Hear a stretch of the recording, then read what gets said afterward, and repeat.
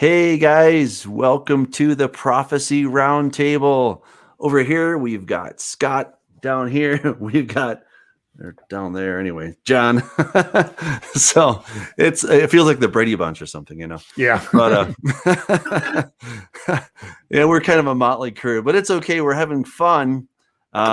Just taking a look at everything. Just let people know I'm pretty excited this came out, and it's hard to believe I'm number one in Christian prophecy.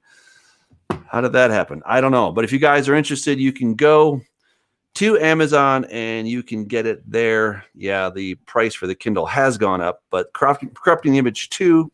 So go ahead and check that out. I think you'll find it provocative, and it'll hopefully answer a lot of questions about the end times. And I'm working on volume 3 as we speak, so I'm pretty excited about that. Oh, I thought you were listening to me. So you mean... We'll have to do Gog and Magog maybe next week, so you can tell everybody all about your research and about Gog. Well, yeah. I know, but that's like the big giveaway in book 3, man. Like that's the big reveal. We don't do that. You don't reserve knowledge for books. Well, I at least get to reserve it until I've finished writing it, because there's a lot of evidence to go through, and I want to make sure that I get it right. Let's just put it that way. So, yeah, absolutely. By the way, I will. Doug, you did a great interview with Derek Gilbert the other night on View from the Bunker. People ought to look that up and listen to it. Thank you. I thought it was well done. Although when you start getting those Babylonian names, I keep having these flashbacks to Robin Williams, Nanu and Mork and Mindy. But that part of that comedic flashback aside, it was a very good interview. So. Yeah. Oh, that's hilarious. Speaking of conspiracy theories and conditional programming, Bork from Ork was one of the first times that they were introducing us to aliens, John. I mean, that's... I knew you would bring that up. So tonight we want to... So I guess I'll start off, and we'll just kind of do a freewheeling discussion. We've had some really what I would consider to be pretty heavy topics recently, so I asked them to back off a little bit. Maybe we'll just talk about current events and some of the things that are going on. So let me just sort of start off with this. One of the principles of prophecy from a Hebrew point of view is that prophecy is a pattern and it repeats itself. So, for example, you would say that the book of Genesis is a prophetic pattern of the end times. It is and so what happens is things sort of recapitulate themselves. So sometimes there's a prophecy and there might be a partial fulfillment, then there might be another fulfillment, and then there will be a really precise fulfillment the last time. So that's a little bit hard for us in the West, I think, sometimes to understand that. But when you sit down and talk to somebody who really has that good Hebrew understanding of the scriptures, it really does open up the meaning of the scriptures. Unlike, say, for example, let's blame it on Andy Stanley, the Marcionite Andy Stanley, who acts like the Old Testament is something that's not really all that important. But that's also true with a lot of people in the premillennial camp as well, is that they're very dismissive of the Old Testament. They're even dismissive of large chunks of even unlike Andy Stanley, they dismiss large chunks of the New Testament, claiming that the New Testament is it's just for the Jews or for Israel. It has nothing to do with anybody in the church. The biggest example of that would be people who teach that Matthew 24 has nothing to do with the church. Even though I don't understand how you get unbelieving people put into the camp that you'll be persecuted by all men for my name's sake, for Jesus' name's sake. So I'm not sure how they get around rather obvious glaring problems like that. But they don't. I know they don't. Well, They dismiss it with a wave of the hand. But unlike some of those problems that our brothers and sisters have, I think we understand that there's this recapitulation of Old Testament prophecies. So, for example, I think a lot of the prophecies that relate to the fall of Judah, also have pretty direct application to the time of the church at the end. You'll see the same things going on. I mean, if you look at Ezekiel chapter 8 and other passages, Jeremiah 23, you'll see that the problems that were existent in Jerusalem at the time of and leading up to the time of the Babylonian captivity, you'll see that those things are recapitulating themselves here as we approach the end time. And I do think we live at the end time. We did a little bit about the 2-day, the 7,000 year scenario recently.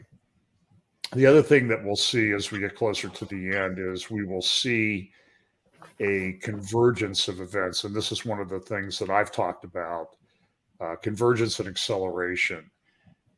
When I've been doing these little prophecy updates that I do for over 20 years. And it used to be, I could do what I thought was sort of stage setting in about 10 minutes. Now I have to stop after an hour and a half, or I think last Sunday I went an hour and 36 minutes, which is why one of the reasons why I think people aren't watching as much, or it doesn't seem like they're watching as much. Maybe they're getting us on other platforms, but it's hard to get it all in, especially if you want to discuss anything in detail. And I like to take a deep dive into a couple topics each week, but we'll see this convergence and acceleration of events. And I think there's the prophetic pattern in Scripture of what happened at the time of Jesus' first coming is going to repeat at the time of his second coming. So at the time of Jesus' first coming, there were prophecies regarding the first coming of the Messiah that had been in existence for 500, 800 or more years. About 60% of the prophecies related, I think the number, at least one person has calculated, is 58% of the prophecies that related to Jesus' first coming were fulfilled in the last week, leading up to his entry into Jerusalem, and then leading up to his crucifixion, burial, and resurrection. And so those events happen in very short order, very quickly, very rapidly. There was this acceleration. I think if that pattern holds true, and I think it's pretty clear to me that it is, we're going to see the same thing happening now. So now when we look at the things going on in the world and culture, you see this acceleration of things. It's like everything is happening all at once. So we have cultural problems, we have geopolitical problems, we have moral problems, we have apostasy rising in the church, and we see this rapid acceleration of everything happening. So that's kind of a little bit what we want to talk about tonight, is just some of the things that we see going on. John, I have a question real quick. So when you say we kind of see in the Old Testament this pattern, would an example that would fit that be where Jesus says, as it was in the days of Noah, so it will be at the coming of the Son of Man? Would you suggest that is that principle in play? Sure. And I cite that verse quite a bit, as it was in the days of Noah, from Luke chapter 17, as it was in the days of Lot. And it's interesting when you unpack Lot a little bit, you get over into 2 Peter, I think it's 2 Peter 2, where Lot is discussed, and it says righteous Lot, that righteous Lot. And I'm not sure that I would look at Lot's life and call him righteous. So Peter probably had some kind of revelation or understanding that I don't personally have. But it's clear that Lot, when he saw all the things going on in Sodom, his soul was vexed. by what he saw going on.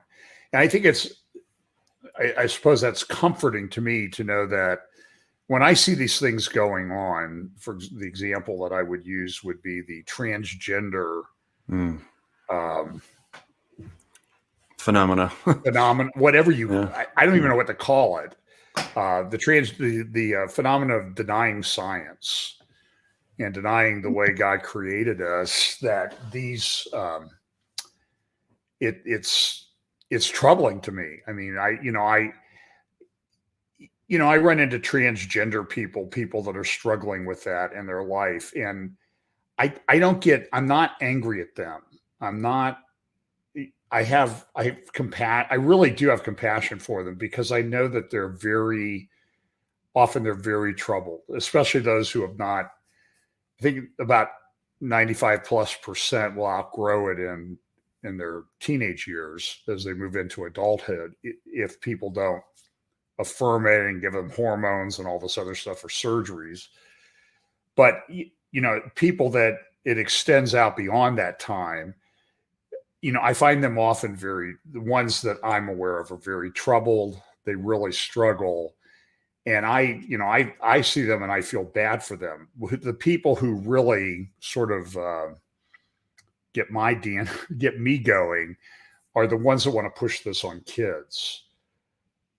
And we see, for example, I think that's a sign. I mean, this is, I think, part of the days of Noah, days of Lot, that this stuff is just moving so rapidly. The increase in incidences of this, where National Health Service in the UK was pushing it. These things increased mainly among teenage girls by thousands of %. And it leads to a lot of, I don't know how to describe it, utter stupidity. There was an interview the other night with Governor Asa Hutchinson. I think he's term limited, so he can't run for governor of Arkansas. And the Arkansas legislature had passed a law that said that you can't give these puberty blocking hormones to kids under the age of 18, which makes sense. I mean, there's a lot of things we can't give to kids under the age of 18. I think they need a note to take a Tylenol in school, and without parents' consent or knowledge, they're pushing these hormones on them. So the Arkansas legislature said enough, and Hutchison, who claims he's a conservative, a Reagan conservative, said, "Well, he vetoed the bill." He did an interview with Tucker Carlson the other night, and I have to tell you, he looked foolish. He looked like he did not understand or grasp the gravity of the issue. Now, fortunately, I believe the Arkansas legislature overrode his veto. But this is the world that we live in. I mean, we live in a very volatile geopolitical world. China and Russia are making very strong designs on Russia on Ukraine, China on Taiwan, and our special forces are issuing gender diversity and transgender diversity and inclusion statements that just seem to be totally missing the point of their mission. But I think this is indicative of the times that we live in. So I've rambled on long enough. I'll let you guys weigh in. No worries. I wanted to add something about the whole transgender thing because, like you say, I think that, so many of these people that are facing this issue are very troubled emotionally in so many different ways. But it's incredibly fascinating that the whole transgender phenomenon goes back to Inanna or Ishtar. She was the goddess. This is the woman that rides the beast, right? She was the goddess that supposedly had the power, mythologically speaking, she had the power to change male into female and female into male. She was surrounded by a retinue of homosexuals, of course, lesbians, transvestites as well. And then this goddess had this magical power that she could change the gender of a person. And, I think it's no accident that we are now at this time in human history where the ideals of this goddess are now being acted upon, and they're being pushed on people, as you rightly point out. I agree. I think this is absolutely a sign of the end. And it's unfortunate because I know that a lot of the people that, are confused by this are just that. They're confused. And in fact, there's a doctor, Dr. McHughes, I think his name is, from Mayo Clinic. He says this is I think he's from Johns John. Hopkins. Thank you. Yes. Johns Hopkins. I always get corrected on that. Yeah. Johns Hopkins. Anyway, he says that, it's nonsense. There is no such thing as a transgender person. And it's kind of crazy, that science is so incredibly ignored on this issue and actually changed in a very bad way. So it's got to be a sign. McHugh's research is interesting because Johns Hopkins was the first place where they did sex reassignment surgery on what was the name of that person? Christine Jorgensen was one at the end. I think it was a male to a female back in the 50s or 60s. And what Johns Hopkins found out was that suicidal ideation and those type of things associated with gender dysphoria were not corrected by hormone therapy and surgical intervention. That the people that were left, as their original sex, the people that changed their sex or gender reassignment, they don't really change their sex, but they pretend that they did. They were over 20 times more likely to commit suicide than those who did not have sex reassignment surgery. And so eventually Johns Hopkins under Dr. McHugh, who's I don't think he's I don't even know if he's a Christian or anything like that. He's just talking the science of what they saw in their study showed. Johns Hopkins, at least for a time, I've heard they may have gone back to doing those type of surgeries, but under the influence of Dr. McHugh, who was, I think, their lead psychiatrist, they stopped doing those surgeries. But now here we are. I mean, they're pushing this stuff on kids. There's a father in, I think somebody who signed in as the Burbinski said he calls it China. And in China, there's a father who went through a divorce and they had I can never keep it. So I think it was a daughter who wanted to become a male. And the mother was a physician and all this thing. And he's actually been sent to jail because he won't refer to his daughter as he or use the assigned pronouns. There's a case here in Ohio where a professor refused to use the gender preferred pronouns of a student. They've tried to fire him and get rid of him. He's got a case that the Sixth Circuit just said, listen, he has a right. You can't force him to say things that he doesn't want to say. And he mistakenly referred to the student as, I think this was a male to female, referred to him as Mr. And that just sent the student off, and all the transgender rights groups descended on the state community college where this happened down in Portsmouth. So, and I think that this will be a device that's going to be used to attack Christians because we hold to certain tenets that would say that we believe what Jesus said, that when they were created, God created them male and female. I was going to say, using that term loosely, and Andy Stanley will be able to morph and adjust with that since he's already unhitched from the Old Testament anyway. I mean, but people that are Genesis through Revelation, Bible believing followers of Jesus, a true Christian who walks the walk and talks the talk and believes the word, yes, those will get persecuted.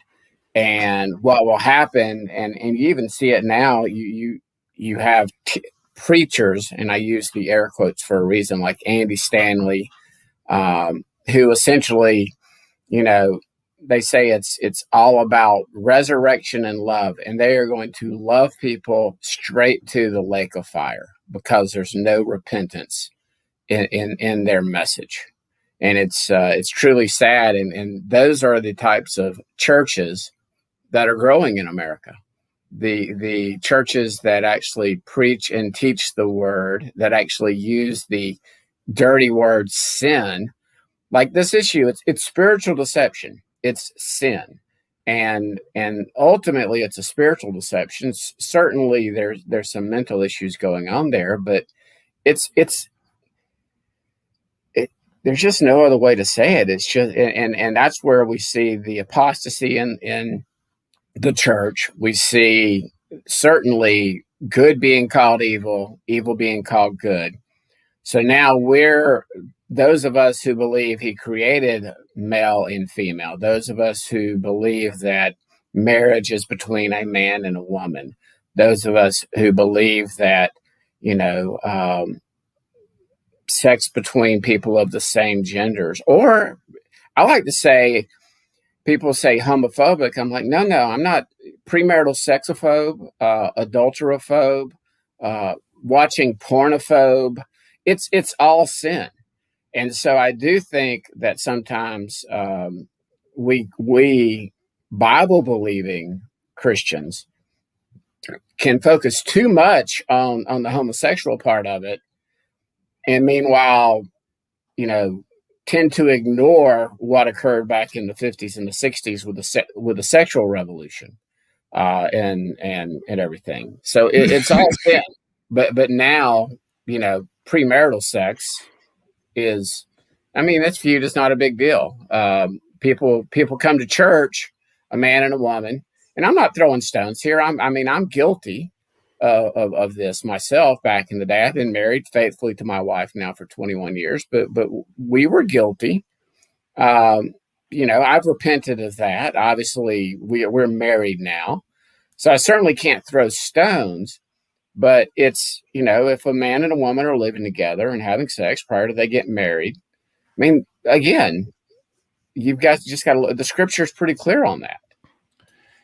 Same thing, even looking at a woman. If you're if you're watching this show and you're watching porn, you're committing adultery.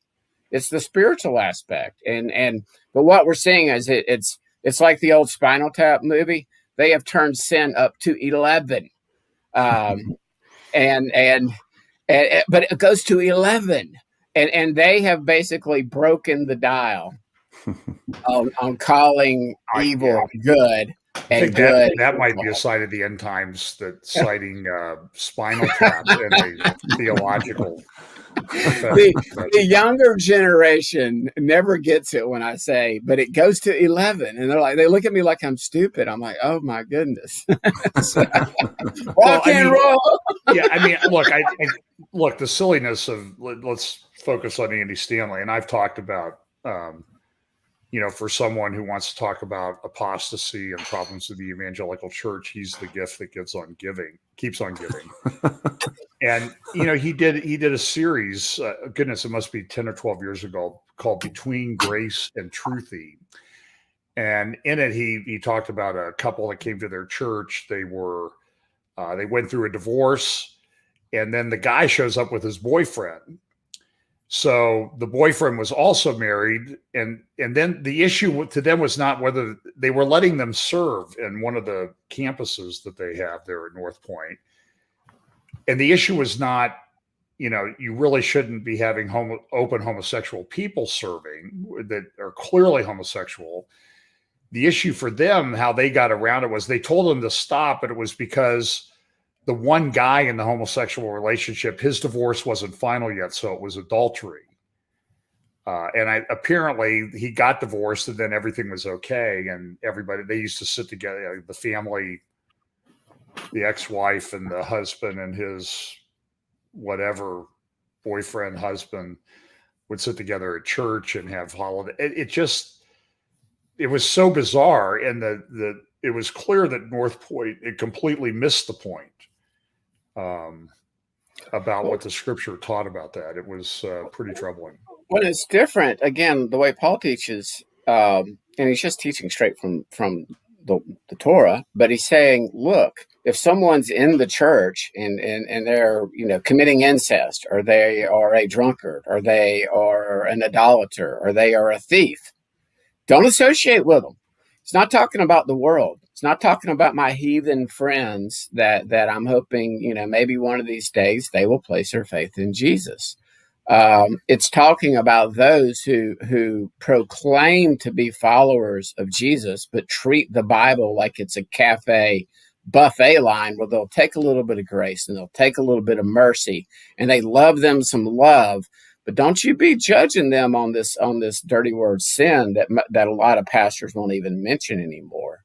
I think that's a sign of this convergence of events, at least in the Western church, not to mention the prosperity gospel. Another thing we're seeing, somebody wants us to get into the geopolitical discussion, but real quick before we do that, I thought it was interesting that Biden came out recently and said, well, we, the United States, the federal government of the United States, we're not going to require these COVID passport IDs. But what Amazon and Walmart and, Bill Gates and the airlines and corporations do. And that goes back to, again, and it's not a conspiracy theory. I mean, the people that print the money, the corporations, they literally run this world. And that's where Biden is essentially saying, look, we don't have to legislate this. And thankfully, that you mentioned, John, about the guy earlier, he actually worked for a public university. He's protected by the First Amendment. Right. Most people simply do not understand, that aren't lawyers, that the First Amendment does not apply to you when you work for a private organization. You might have some limited protections if you set it up correctly if you can show that they're discriminating against you because you're a Christian or because you're a Jew, on the basis of religion. But you almost need to talk to a lawyer to plan that out before you stake that legal. You've got to set them up to fire you for having a religious belief or a belief in the Bible. And then that's a great future lawsuit that waiting to happen against these large companies. I'm not advocating that you call me and get yourself fired, but it's coming, and Christians are going to have to take a stand. Well, do I like my job, or am I going to just sit here and go along with Babylon? And it's easy for me to say I'm self-employed. I work for me. I've worked for me for 26 years. There's a reason I work for me. I don't play well with sandbox with other people. But if I work for the man, for a corporation, I'd have to toe the line as to what I say. I'd have to be careful about what I post on Facebook. I'd have to be careful about my social media presence, because all that's coming. Everything we see in China about social credit scoring, all that's coming to a country near and dear to you if you're living in America. And it's only a matter of when, not if. And it could be very, very soon. And we've seen what's happened just in the past year with COVID and things that we're talking about and seeing that are reality today. In January of 2020 would have been Looney Tunes conspiracy stuff. And yet we're seeing it in real time happening. And most people are just getting indoctrinated by the mainstream media and it's the narrative being pushed, and critical thinking is not the strong point of most Americans. We have been, even my generation, we've been programmed a certain way since birth by advertising, by television, by mass media. And it's again, I don't want to get into the wokeness of this, but there are a lot of people that are seeing just how much, even in America, how much Babylon has been around. It's had a nice Christian veneer which we're seeing that veneer just ripped off. And they're not even trying to hide it anymore with a little nice video and flashing the 666, the Eye of Horus. I mean, the stars are not even. If I could add something to what you were saying, that it's not only the homosexual issue. There's all these other issues, and I think so often within Christianity we look at homosexuality, transgender, and we say this is the problem. And yet, because those things are so radical, we really have lost sight of where we are in this whole mix. And I also think there's a problem, or that we perceive that homosexuality, etc., is the root of the problem, when it really is just a branch. So when you look at transgenderism, etc., that is an effect. It's not the cause. But we start saying, well, our country is going down the toilet because we have transgenderism and all those things. I would argue, no, we have transgenderism because that is an effect, and the cause is something much deeper that goes to really the core of who we are as a nation. And we Christians need to be careful not to excuse ourselves too quickly from this scenario. And, I know we're kind of pointing the finger at Andy Stanley, and rightly so. But a lot of that mentality, because we've made the Bible to some degree kind of a smorgasbord where, I'll take that little bit of this one and not, but none of that law stuff, you can put that on the side, please. Some degree. To a huge degree. Well, okay. You're being generous. Yeah, I'm being generous. I like to be generous. But this is a huge thing. But this is where prophecy isn't fun anymore, because now you're actually asking me to change my life. I'm much more excited when we can talk about Q and we can talk about all this stuff that's really exciting and tantalizing. And those people over there, they're the problem. And that's the issue I have with conspiracy theories. Not that I think they're all wrong, but I think by and large, what we're doing is we're externalizing the problem and saying it's those people, it's the Bilderbergers, it's the Illuminati, it's all those guys, it's their fault. If we could get rid of them and throw in the transgender and homosexual, then we'd be great. We're not getting rid of them. They've run the world for hundreds of years. They're the little puppets, the puppet masters, those princes of Egypt, those princes of Persia, those princes of Greece. They're the puppet masters with Enlil, Satan, Lucifer, and the Nakash being the head puppet master. So again, but it's true. Okay. In other words, you've got to have your head in the sand to not see this. It's in plain sight now. Like we can talk about the Great Reset. It's not a conspiracy theory. Yeah, it's on their website. It's not a conspiracy theory. A one world government is not a conspiracy theory. The people that print our money and loan it to our country, who then banks loan it to us at interest, that's not a conspiracy theory. I'm with you. I'm totally with you. But Jesus is going to set it all right when he comes back. Okay, I mean, right. But we still have to act. We still have children to protect and raise, and grandchildren and that type of thing. And I agree with Doug that sometimes we externalize it. Look, I'll confess, I've watched the Jerry Springer show a few times. And once I was in Chicago at a conference, and I cut through the lobby of the hotel across the street from where they, what was that gal's name? Jenny Jones and Jerry Springer shows were filmed. And they had, these big burly security guards keeping all the groups apart. And I'll confess, I looked at these, people who get on TV and act idiots and morons. And, I sit and look at them like, well, I'm better. I'm sort of like, boy, I'm glad I'm not like those people. And I feel much better about myself. But it's sort of, I agree with Doug that it's sort of a diversion that the church and me and us, we all have issues to deal with. But the bigger issue, so let's sort of swerve off into a couple areas. one is the area like, look, when I talked about, it came up at a firm lunch about same-sex marriage, and it was back when the Supreme Court was considering this decision, and I was very, I said I think this is a horrible decision. I think this is not going to bode well. That was 6 years ago. How have things gone in the last 6 years? Did they stop on that particular issue?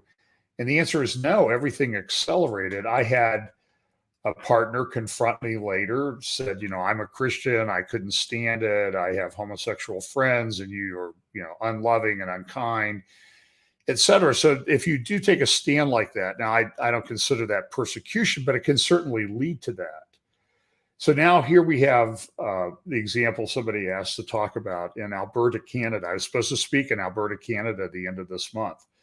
Last Day's Bible Conference, if you want to look it up, ldbc.ga. My first talk, I'm in the process of getting ready to record in the next couple of days, is called Deplatforming Humanity, because of what it's about, the Great Reset and that sort of thing. And the humorous part of it is that they limited me to 40 minutes. I don't know that I have ever done anything in 40 minutes, but I have about 4 hours of material very easily that I would like to cover. But so it'll be just sort of a general overview. But up the road from where I was going to do the conference was a town between Calgary and Edmonton in Alberta. Up in Edmonton, this Grace Life Church has a bunch of cop cars and trucks with fence showed up, and they've completely fenced off the church, put padlocks on it, changed the links of the church, and now have security guards roaming the church grounds to keep the people in the church away, because they had the audacity to continue to meet during the pandemic. Even though they have been meeting for months, from my knowledge, there's no evidence of anybody having gotten the coronavirus from attending church there. But now this church is shut down and locked down. Do you think this is something that's coming? I'd like to kind of get your guys' thoughts on it. I think it's going to happen more and more. I think eventually, it definitely. I appreciate. I differ with John MacArthur on some theological issues, but I did appreciate his stance on against California and standing up to them and standing up to Governor Newsom. And what's amazing is there were a lot of Christian open quote leaders, close quote, who were criticizing him for how dare he put the flock in danger and have a super spreader event. I mean, it's you can go to Walmart, you can go to the grocery store, you can go to these places, and yet you can't go to church. I mean, come on. It's like COVID can't get you when you're eating your meal in a restaurant, but you got to put your mask on. And I am so thankful and blessed to live in Alabama, even though we've had a mandate. I've had 2 businesses in the past 13 months ask me to put a mask on. And that's the only, and then I said, well, can I put it like below, my nose? And they said, sure, just have it on. So it's been very laissez-faire down here. The only place that I have to put it on to get in the building is courthouses. And then most of our judges really don't care, and some of them do, and they're judges, so I, keep my mask above my nose. But that's really been about it. I had a hearing a few months ago in a court, and in front of the magistrate, and she had a mask on, and she was sitting behind plexiglass. And she was one of those soft, low talkers, I think the Seinfeld show called them. And you could not hear them. And I mean, every time she said something, we're going, what did you say? What did you say? It was kind of ridiculous. But I'm not so sure that that's kind of a diversion. I think reality is, and as someone who's in leadership at a local church, how do we, if we're faced with that decision, how do we handle it? Doug, you're a pastor of a congregation, and it's a tough issue. Yeah, we've gotten turned in twice now, which really? is really weird. Yeah, so we've gotten calls from the county saying, we've had a complaint. I'm like, can you tell me who it is? No, we can't tell you that. What's the complaint? Well, you guys aren't doing your stuff right, your masks right or stuff. We got signs everywhere. We say, we're practicing social distancing and got to wear a sign, but we're not enforcing it properly. Right. And, but I really think it is a very complicated issue because, if this were something, well, hold on. If this were the bubonic plague, dude, I'd be putting a mask on all the time because that will kill you in a vicious way. And granted, we've had people die and it's tragic. It's sad, but, people have been dying from other things as well. And so I just kind of wonder. Last time I checked, Doug, the death rate among all humans was somewhere around 100%. That's true. I happen to agree with you. But here's the thing. Here's the thing, and I just want to try to look at this scientifically as best I can. All right. So this is a worldwide phenomenon. It's not just America, right? So it's not just somebody in America that's like, we're going to make life hard for people, but this is all over the world. Now you could say, well, that's the Illuminati or something. Well, okay, but that is not proven. So I do think it's a real virus. I think it really is killing people. And I appreciate the desire to keep people healthy. Okay, so I just want to state that very clearly. So I don't want to, be a rebel without a cause just because I don't believe anything that they say. So I find myself, somewhere kind of on this weird fence of I think it's real, but I think perhaps the response to it has been overblown. Planned.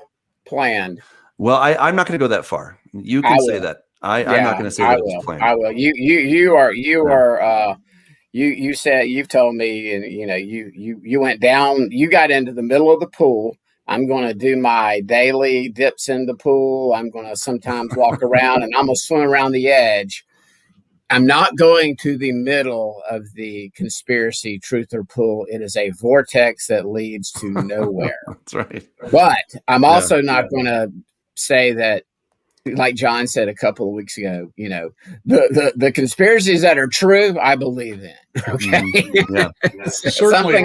I think we can agree that whether it was completely planned, the reaction to this virus, I think we can certainly agree that there are many people who are taking advantage of it. And there's things that just don't make any sense. I won't mention them because I see from the chat that, people might be monitoring the chat to blow this off YouTube, but there are treatments. I mean, every disease that comes up with treatments, and sometimes they're off-label treatments that actually work. So it's okay in transgender treatment to use off-label drugs, off-label, what the manufacturers, the pharmacy companies say, but you apparently can't do that with regard to this virus. So, so there's things that it just doesn't make sense. And the economic, certainly one of the outflows of this is people taking advantage of the economics to completely change our economic system. And the things that I see that are being proposed, this infrastructure plan that they have out, which only about 10% of it really relates to things that you and I would consider infrastructure, like roads and bridges and maybe the electric grid. But, now grandma and grandpa are part of infrastructure, if you didn't know that. It's insane, and people are taking advantage of it. But I think that this is really accelerating what this whatever this beast system looks like in the end, it's what, it's certainly helped moving this thing down the road quite a bit. Mm-hmm. And part of it too, though, is, I think we need to be introspective to look at the church. I think part of the problem too is the church doesn't speak boldly against some of these things that are going on. I wrestle with that. Where do you draw the line? Do you go nuclear on this? Do you do a Jesus and the money changers thing, or do you just that's bad. That's pretty bad stuff, and I struggle with that, and I think that if you look at the example of the Old Testament prophets. Jeremiah 23 says, woe to the pastors, woe to the shepherds who've deserted. They're not taking care of the flock. They're only giving them good news. So I think we need to strike that balance as well too. Yeah. Well, and it's really complicated, right? Because there are so many different, different pitches that are going out, so many different messages that are going out. There's misinformation, disinformation, and part of it depends on which side of the political spectrum you stand on, who you're going to listen to. I'm actually excited about the infrastructure, but again, it depends who you're listening to as to what this is going to translate into. So it becomes what a big quagmire when we're trying to get through this stuff, and it's really complicated. And sometimes too, Doug, when I'm sure like you do, I get sent a lot of videos. I don't have time to watch all of them, but I do try. And the problem I have with some of these, not so much I disagree with their conclusions or the problems, but and I've cited people too. I've played clips of Naomi Wolf, because I think she's spot on about this COVID response and the COVID pass and the end of freedom, that sort of thing. That this is the harbinger of the great beast system in some format. It's certainly conditioning people for it. It's a precursor.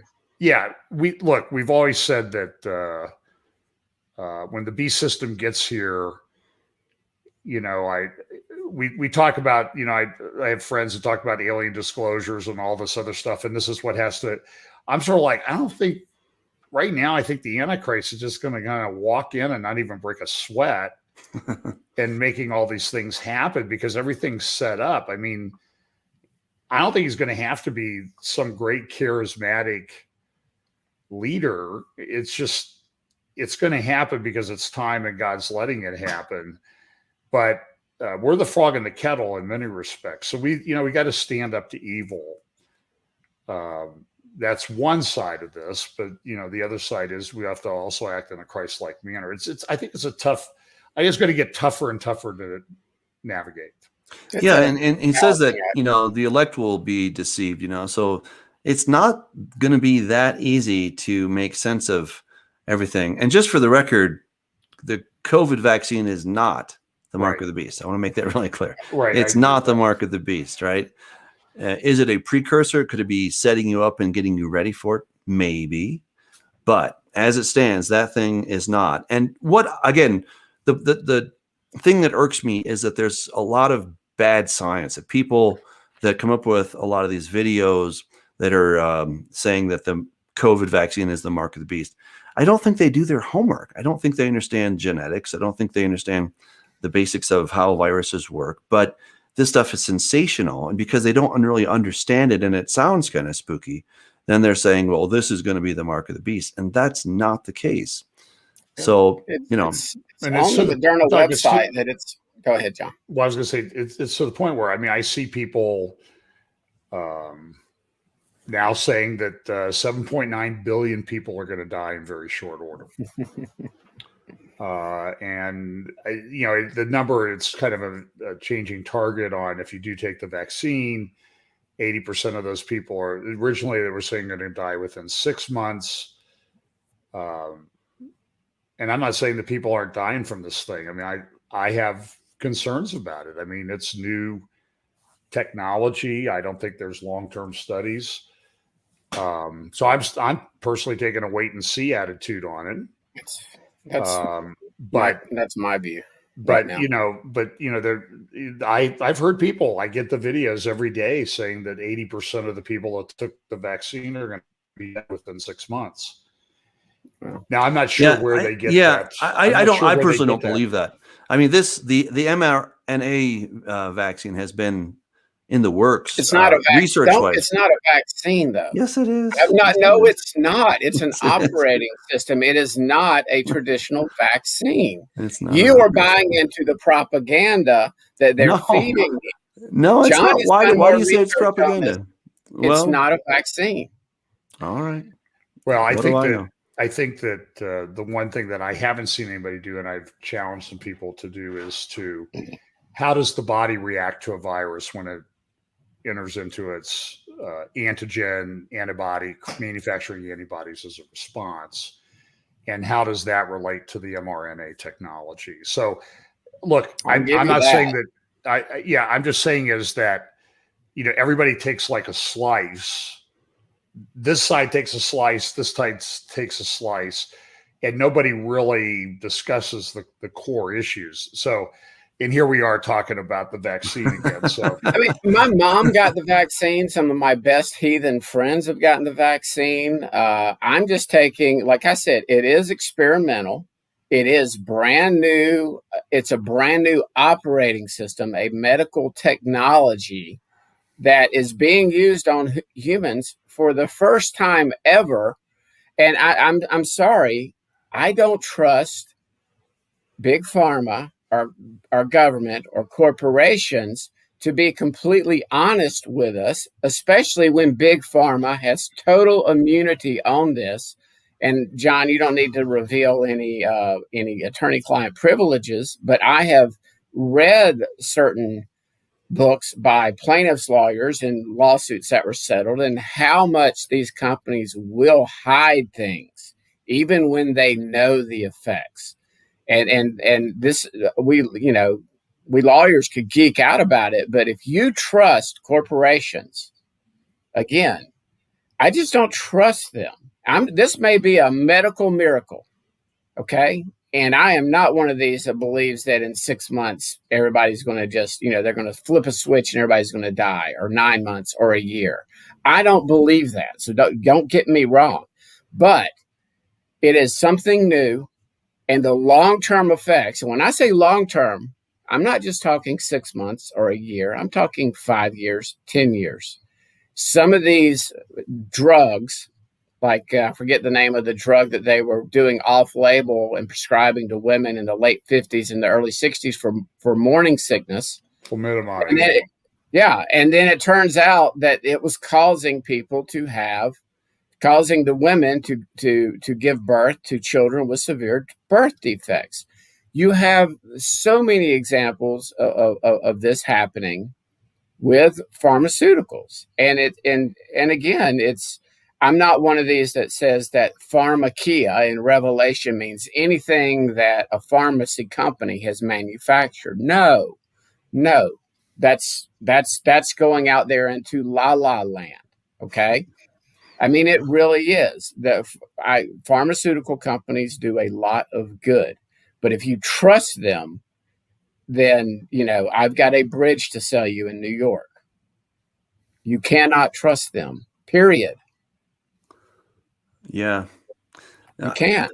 I think it's, again, I don't think these are simple issues, that if you're going to distrust everybody, you're going to find yourself, living under, I don't know, under a tree or something. If you're not No. I've been doing law for 26 years, and clients, if you listen, look, I'm sorry, when I first meet you, I will take in everything that you say.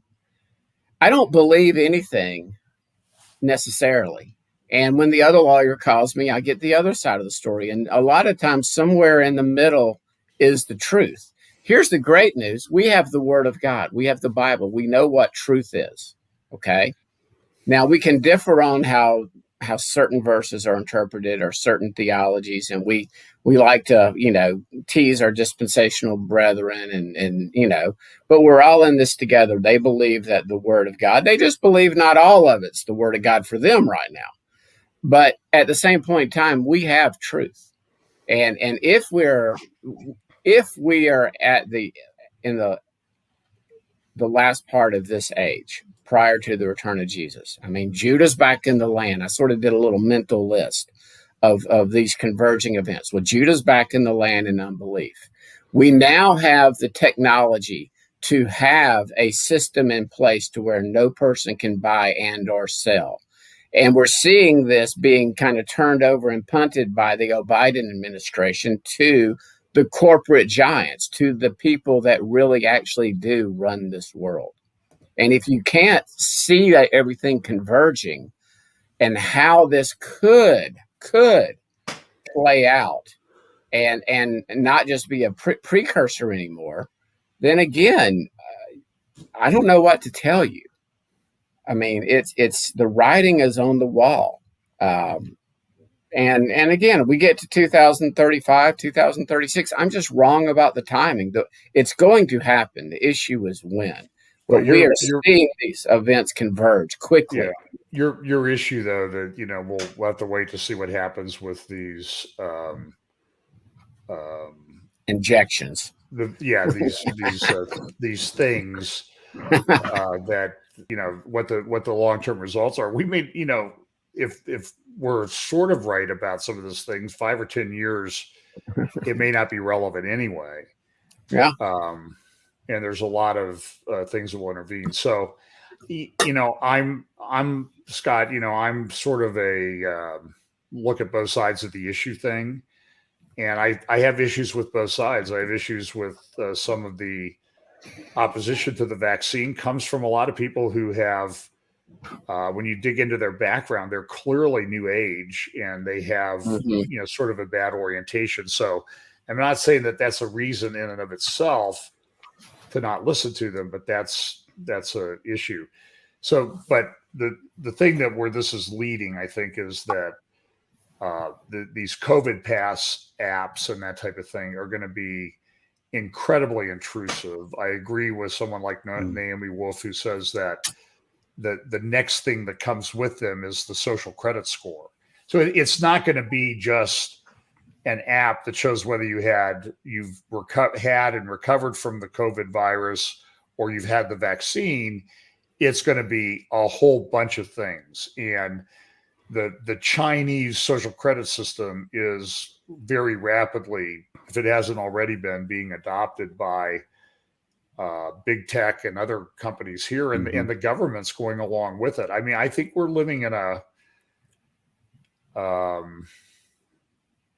very tricky time. And that's where I would totally agree with you that, whether or not, the origins of COVID and the vaccine and all that stuff, or perhaps distractions. Okay. I won't go as far as Scott, but that they could be things to kind of distract us to bring in some other thing. Absolutely. Because the Chinese social credit system is scary. I mean, it's really, if people have never heard of this, it's very much akin to a credit Big Brother, score, 1984. Yes, but yeah, I know. So let me finish. So it's like a credit score, right? So if I'm the bank and you come and say, I want to buy a house, okay, can I trust you, right? Or do you pay back the money that you borrow? Well, I look at it and I can see kind of what you've been doing. This is like that, but for everything that you've done, right? It knows if you were jaywalking the other day. It knows if you didn't go visit your mother. It knows if you haven't been a good citizen, if you haven't, done something for the party lately, right? So it knows all this, and then it gives you a score up to about 800 points, or maybe it's 1,200 points. Anyway, this, like, so many people are carrying this around, and they actually feel pretty good about it, And to be fair, it does cut down on a lot of needless crime. Let's call it that, right? So there's that plus side. There's this real positive benefit to it. However, right, then it can be totally used for the opposite effect, which is say, oh, you don't agree with the Communist Party, therefore you cannot rent a hotel, you can't get a flight, you can't go on high-speed rail. You basically become a prisoner in your own home because you are then stopped from doing so many things. And then that kind of system where they've got 300 million cameras, that kind of system in the hands of an evil man like the beast Antichrist, that's when we're talking really scary. And so again, all these things could be converging. I agree with that, guys. I think we're definitely seeing a convergence. I think the end times are coming very quickly. It's just we've got to be very careful that we do not overgeneralize and we don't throw out facts and we don't get hysterical about some of these things because they're complicated issues. Every one of them. Medical stuff is complicated. We cannot just reduce it to a soundbite. It has to be. I'm not the least bit hysterical, though. Again, I'm seeing the technology in place, Doug, for what will happen at the end of this age. I'm not saying I agree with that. I agree with that. This is not alarmist. I am certainly not. And again, there's zero to be scared about. Not a thing in the world or in the supernatural world to be concerned about. I've said it before. I'll say it again. If you've repented, if you've placed your faith in Yeshua, the worst thing that can happen to you is you get your head chopped off. And so many people are looking at this from a temporal standpoint as opposed to an eternal standpoint. And so there's this psychology of fear with the COVID virus. That's what I'm saying. I mean, I have secular friends. I have friends that, are professing Christians, that they're living in fear because of this situation. And that's where I do see the manipulation. And I'm sorry I told you about the indoctrination earlier, but if you hear the V word enough, you start to call it the V word. Okay.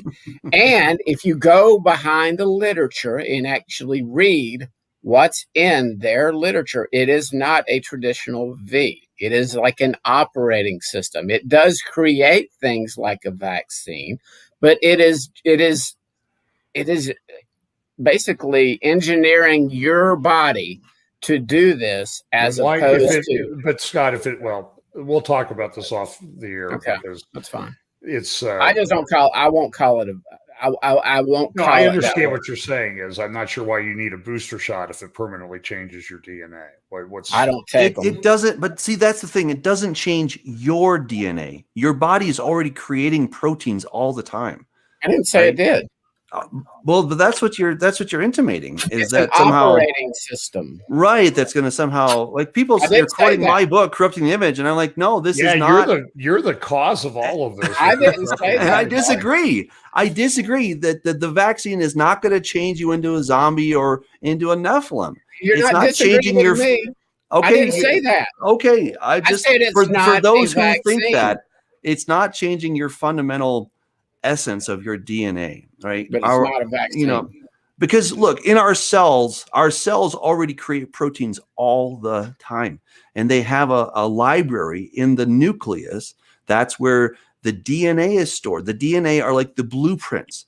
And then an RNA comes along and basically says, I need one of those things. And then it makes a copy of that.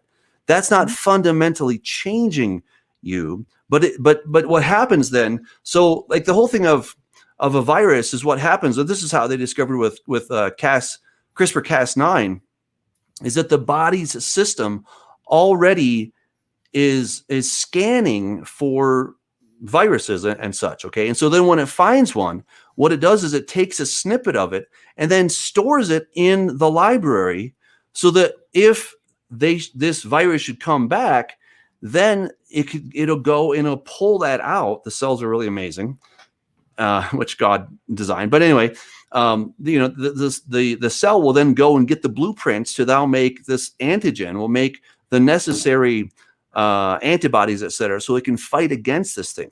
So this is already happening within the body. This is not changing your DNA into a Nephilim. That's the point that people, I think, are overblowing this because they haven't, I don't know, studied genetics or something. I agree with everything you just said, and I tell you what I'm going to do is rely upon the creator of the universe that created humans, and his God, what he did with my RNA and my DNA and my white blood cells and my antibodies to deal with this COVID-19 virus that 99 point something percent survive from.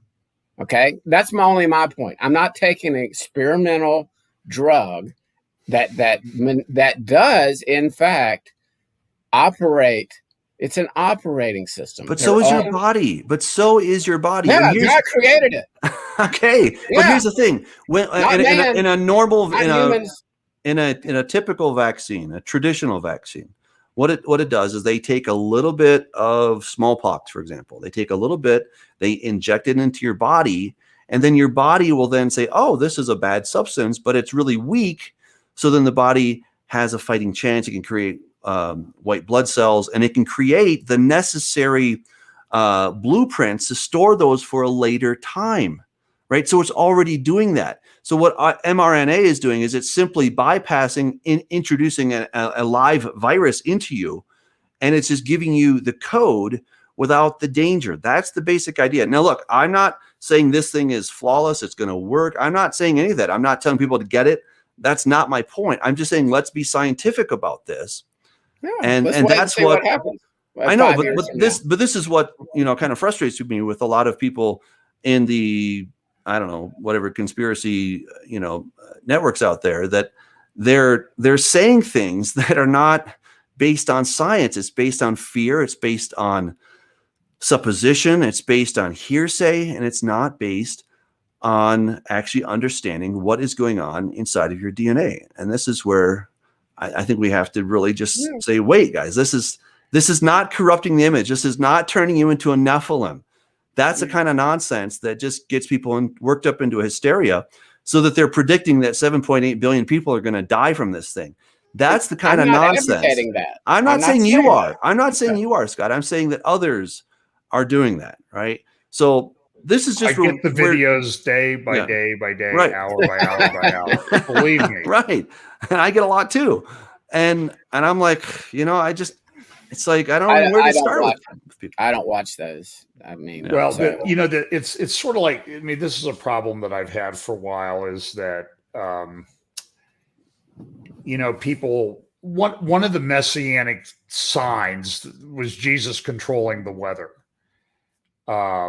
And so now we've turned a lot of people in the world into the people who control the weather and shape the weather and do all this other things, which I just have kind of a fundamental, I'm not sure that God's given them that power. Maybe they're trying. There's a paper I was reading, kind of violated one of my rules this week. I read a scientific paper published by a university in Michigan that, because I'm from Ohio and we're not supposed to read that stuff that they publish, but it was saying, this theory that they can spray things and cause reflection of sunlight in the atmosphere. They did a very good job of going through and saying it's not that easy. It's a very highly complex system. And if they do this, what are the follow-on things going to be? It could be a global disaster. And maybe that's how some of this stuff happens in the end times. The people who, think they can control things, they're smarter than everybody, they're going to cause these problems. Look, there's a video. I know I've been sent this thing 300 times, and it's supposedly Bill Gates speaking at the Pentagon, and he's talking about giving a vaccine to knock out a gene which they've identified as the God gene, and therefore, we'll inject these people, we'll spray this vaccine in terrorist areas, and they won't believe in Allah anymore, and we won't have those problems. And none of this is based on, it's a totally fake video. It's not Bill Gates. And they completely make it up.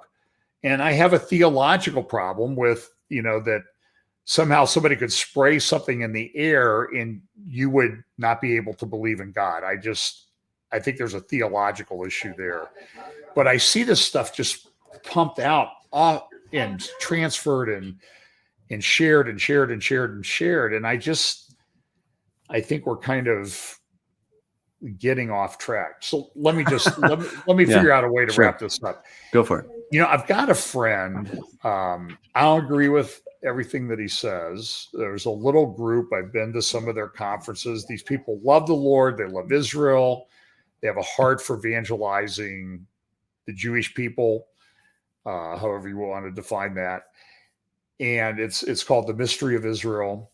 The leader of the group, they originally were started by a guy named Art Katz, and it's sort of been taken over by Reg Kelly.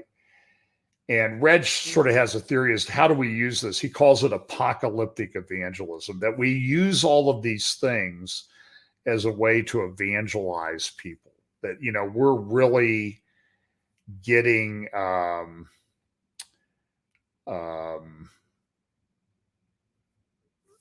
we need to use these things as a way to get the gospel to people. Because there is a good news part of this. All the kingdoms of this world are doomed, but Jesus is going to come back and set up his kingdom. So I think we need to focus on that in our evangelism, that, yeah, all this stuff is going on, but we're going to get through this in the end. God will bring us through this in the end for a glorious future. Amen. Amen. Well, you know, some people in the comments have different perspectives. So, you know, it's okay if the people in the comments disagree with me, that's totally fine. I feel like I've done enough reading on this, you know, rather lengthy books on genetics and whatnot. So I think I have a decent understanding of how, I'm not a geneticist, but I think I have a decent understanding of how genetics work. And again, I'm not advocating to take the vaccine. I'm just saying, let's be careful that we don't, you know, paint I it cringe. in the I wrong cringe way. whenever I hear the word vaccine now. I mean, like, well, whatever. Whatever you. You've been conditioned to call it that. So what do you want to call it? I mean, what does it matter? You know, whatever. It matters a lot. It's part of the programming, dude. Says who? Says who? Says the people programming you. And who are they? Who are the they? That would be the government, big pharma, based on mainstream what? media. What are your sources for this? Based on the fact that they're calling it a vaccine when the literature does not support that it's a vaccine. Go to Moderna website. Okay. Go to their website, Doug. Uh-huh. Okay. And what do they say? They say this is not a traditional vaccine. Okay. It's not. So, okay, it's not a traditional vaccine. Okay, I'm fine with that. It's not a vaccine. But it acts in a very similar way to so it's immunize a new medical somebody. device. Okay. Supposedly. Hopefully but it's not the mark of the beast. Like that's really we can agree on that, dude. Okay. Again, I'm not telling people to get it. I'm just saying let's be careful. I just won't even use the V word. It is you know, listen, I've if I had, I wish I could bill for the time that I've spent watching videos at my A rate, you know, which you don't get the bill out all the time. $500 an hour. I think it's a very complex issue, and they're good arguments on the side that's concerned about the vaccine. I agree with those. You know, I've had people, you know, friends that have gotten it and have just like told me they thought they were going to die because of the reaction of their immune system. So this is not something. It's not something to be trivialized with, for sure. Yeah, I mean, I think we can all agree on that. So just for the record, I'm not telling people to get it. Right. But no, you're not. I'll stipulate. It's definitely not the mark of the beast. Okay. And we never got to geopolitics, so we'll have to share that for another time. But by the way, right. I'm going to be on a show out of Wisconsin with David Fiorazo called Stand Up for the Truth on, I think I'm recording 2 shows, Tuesday, and then one will air Wednesday. The Wednesday one, I think, will be about geopolitics. The other will be just sort of about general cultural stuff, similar to what we talked about tonight. Because I just think that this is difficult because I don't think any of us thought that the West would collapse like this. I didn't. I kind of I expected it, but I didn't know what it would look like, and I don't like it. I'll say that. I just don't, especially what I see as coming oppression on the churches, and I think we really need to kind of step back and think about how do we approach this as the body of Christ. Because I see people jumping down the throat of Pastor Coates up in Alberta. I think that's wrong. I think, the pastor who kicked in Calvary call them Nazis with his French accent. Well, I think he was Polish, actually. Oh, okay. It sounded French. Well, to somebody in Alabama, that's probably how Polish accents. Hey, I don't try to hide walked into that one. Yes, and I'm okay with it. Well, that's all we got time for. So thank you, gentlemen. This has been a lively discussion, and that's what we promised, a lively discussion. So everyone, we just encourage you to stay in the Word and don't fear what Scott was saying. Don't be afraid. God is on the throne. Whatever happens and all the crazy things that are coming, God's on the throne. Till next time, take care. Okay, God bless.